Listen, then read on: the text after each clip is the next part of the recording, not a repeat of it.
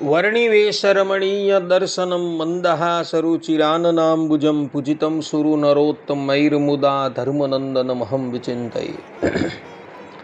असतो मा षड्गमय तमसो मा ज्योतिर्गमय मृत्युर्मा अमृतं गमयः। ओम शान्तिः शान्तिः शान्तिः।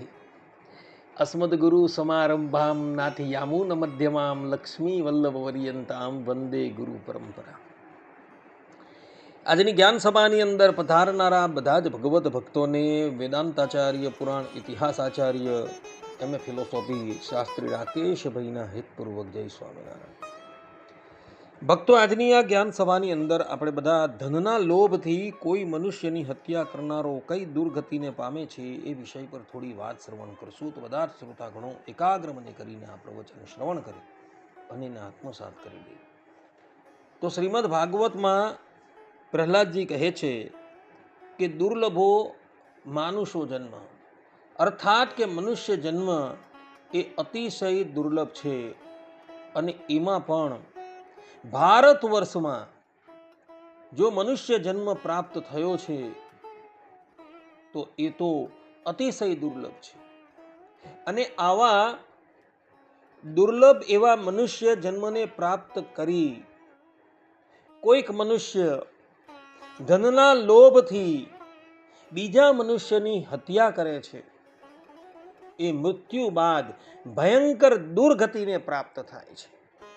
આ સંબંધમાં દેવગુરુ બૃહસ્પતિ મહાભારતના અનુશાસન પર્વ 108મા અધ્યાયના 112 થી લઈને 116મા શ્લોકની અંદર કહે છે, અશસ્ત્રમ પુરુષમ હત્વા સશસ્ત્ર પુરુષાધમઃ અર્થાર્થી યદિ વા વૈરી સમૃતો જાયતે ખરઃ ખરો જીવતી વર્ષે દ્વે તત શસ્ત્રેણ વદ્યતે સમૃતો મૃગયૌનૌ તુ નિત્યોદ્વિગ્નો અભિજાયતે મૃગો વદ્યતિ શસ્ત્રેણ ગતે સંવત્સરે તુષઃ હતો મૃગસ્તતો મીનઃ સોપી જાલેન બધ્યતે માસે ચતુર્થે સંપ્રાપ્તે સ્વાપદઃ સંપ્રજાયતે સ્વાપદો 10 વર્ષાણિ દ્વીપી વર્ષાણિ પંચ ચ તતસ્તુ નિધનમ પ્રાપ્તઃ કાલ પર્યાય નોદિતઃ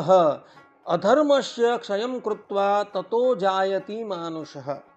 अर्थात कि जो नीच मनुष्य धन के लोभ से अथवा शत्रुता के कारण हथियार लेकर निहत्थे पुरुष को मार डालता है, वह अपनी मृत्यु के बाद गधे की योनि में जन्म पाता है.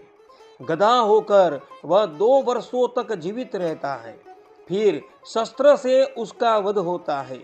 इस प्रकार मरकर वह मृग की योनि में जन्म लेता है और हिंसकों के भय से सदा उद्विग्न रहता है.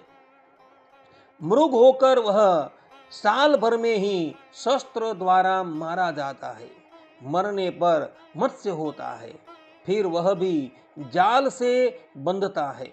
वह किसी प्रकार जाल से छूटा हुआ भी 4थे महीने में मृत्यु को प्राप्त हो हिंसक जंतु भेड़िया आदि होता है. उस योनि में 10 वर्षों तक रहकर वह 5 वर्षों तक व्याघ्र या चित्ते की योनि में पड़ा रहता है. तदंतर पाप का क्षय होने पर काल की प्रेरणा से मृत्यु को प्राप्त हो वह पुनः मनुष्य होता है. आ प्रमाणे અહીં દેવગુરુ બૃહસ્પતિ પોતાના સ્વમુખે કહે છે કે જે પણ કોઈક મનુષ્ય ધનના લોભથી બીજા મનુષ્યની હત્યા કરે છે એ પોતાના મૃત્યુ બાદ ગધેડો બને છે. અને પછી ગધેડાના જન્મમાં પણ એનો શસ્ત્રથી વધ થાય છે. પછી એ મૃગ બને છે અને મૃગની યોનિની અંદર પણ એનો શસ્ત્રથી વધ થાય છે. ત્યારબાદ માછલી ઇત્યાદિ જન્મની અંદર એ અતિશય કષ્ટ પામીને અંતે મનુષ્ય જન્મ પ્રાપ્ત કરે છે. માટે ભક્તો, ધનના લોભથી પણ ક્યારેય કોઈ મનુષ્યનું તાડન કરતા નહીં કે એના પ્રાણ લેતા નહીં, અન્યથા મૃત્યુ બાદ ભયંકર દુર્ગતિ પ્રાપ્ત કરવાને અર્થે તૈયાર રહેજો. કેટલાક વ્યક્તિ આજકાલ કેટલાક ગુંડાઓને સોપારી આપી કોઈક મનુષ્યને તાડિત કરાવે છે, એને મોતને ઘાટ ઉતાવરાવે છે, તો એ વ્યક્તિ પણ અર્થાત કે એ પ્રમાણેની સોપારી આપનારો પણ મૃત્યુ બાદ દુર્ગતિને પ્રાપ્ત કરે છે. કારણ કે જેટલો ગુનેગાર પેલો મારનારો છે, તેટલો જ ગુનેગાર પેલો મરાવનારો પણ છે. માટે બંને જણા અતિશય દુર્ગતિને પ્રાપ્ત થશે. માટે ભલા થઈને આવા દુષ્કૃત્યથી તમે હંમેશા દૂર રહેજો, અન્યથા મૃત્યુ બાદ ભયંકર દુર્ગતિ પ્રાપ્ત કરવાની તૈયાર રહેજો. જે લોકોએ આ સંબંધમાં કંઈક જાણવું હોય એ મહાભારત અનુશાસન પર્વ 108મો અધ્યાય જોઈ લે. ત્યાં આ વાત દેવગુરુ બૃહસ્પતિએ યુધિષ્ઠિર મહારાજને કહી છે.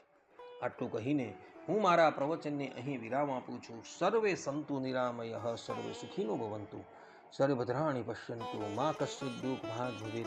અસ્તુ. જય સ્વામિનારાયણ.